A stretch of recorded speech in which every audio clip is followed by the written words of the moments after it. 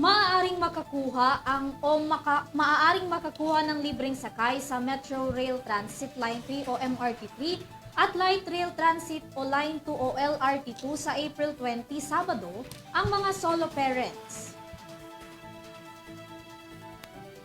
Yan ang inanunsyo ng MRT3 at LRT2 alinsunod sa pagdiriwang ng National Solo Parents Day. Sa magkakaiwalay na advisory ng MRT3 at LRT2, ang libreng sakay ay peak hours mula 7 a.m. hanggang 9 a.m. at 5 p.m. hanggang 7 p.m. Ang mga makakakuha ng libreng sakay ay kailangan lamang na ipakita ang kanilang valid Solo Parents ID o Solo Parent Certificate of Eligibility sa tauhan ng istasyon.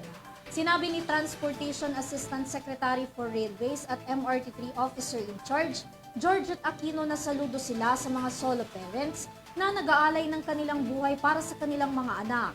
Ayon naman sa pamunuan ng Light Rail Transit Authority na inaasahan nilang ang libreng sakay ay magbibigay inspirasyon sa mga solo parents na walang sawang sumusuporta sa kanilang pamilya.